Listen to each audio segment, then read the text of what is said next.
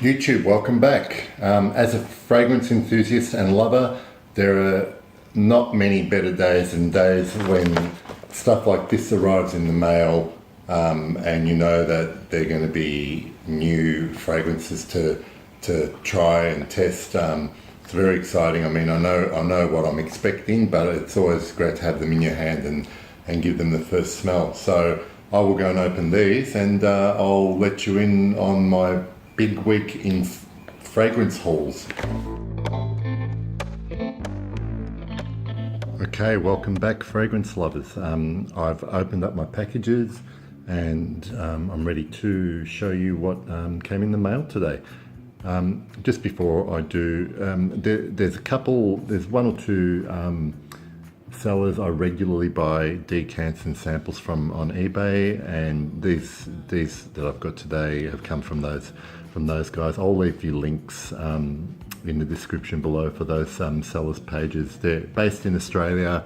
I think they ship internationally if you think their prices are pretty good, and they have a pretty good range. So without further ado, from one seller today I received a new decant of Thierry Mugler's Pure Malt. Now, I've had Pure Malt before, and I did want to buy a bottle because I mean they're not terribly expensive, except they're pretty hard to find at the moment in Australia online, unless I order it from overseas. But when I take into account shipping costs, it's ridiculous to pay all that extra money when I can just wait, or like I've done now, just buy a decant of it. The second fragrance I got from this particular seller is one from the house of Tiziana Terenzi, and this fragrance is called Ursa. This is a complete blind buy. I saw that it was available in the store. I read up a little bit on it on Fragrantica and Base Notes, and the note breakdown sounded amazing. The reviews were glowing. So, I mean, I didn't spend too much money for this. It's 5 ml. I'll get to know. It's enough for me to get to know, and if it's a love, it's a love. That's great. If it's not, I won't buy anymore. From that same seller, I was lucky enough, well, they were nice enough to throw in a smaller sample as a gift.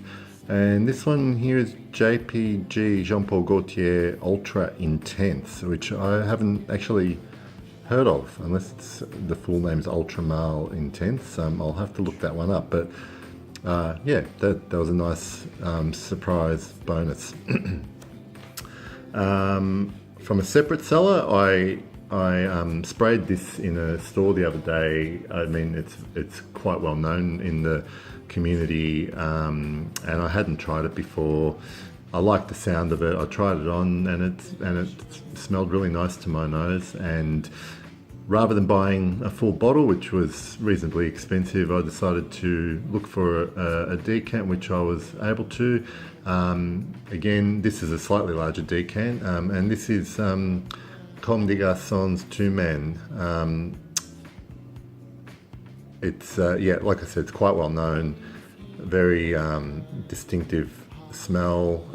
It's often talked about the snuffed out candle kind of smell. I mean, when you hear that, it doesn't sound, I mean, I don't particularly like that smell, but when I sprayed this on, it wasn't like that for me. I felt it was really nice, smoky kind of fragrance. The next two, this cellar is where I get most of my Creed decants and all of my Tom Ford decants from, the private blend stuff. He has a huge range, and they're not the only houses he stocks. Amouage, he's got a lot of Amouage. He's got some Enchanted Forest fragrances. He also has starting to get a couple of Le Labo fragrances, and one of them is Santal 33, which I've purchased as well. I love quite a few of the Le Labo fragrances, although they're mega expensive over here for a full bottle. Santal 33 is one that he has available. The other ones I like are Patchouli 24, Noir 29, Bergamot 22, but he doesn't have those in his store yet. He's very good with getting new stuff in. Again, I'll leave a link to his page below. That's Santal 33. I'm a big fan of sandalwood fragrances. And from the same seller again, my favorite Tom Ford private blend fragrance, Plum Japonais. Such a succulent, spicy, fruity, juicy fragrance. I really, really like this, and first time I sprayed this on months ago in a store. It was a real wow. Like it was really, really evocative of plums. I get, not just plums, but everything that came with it. Like the plum.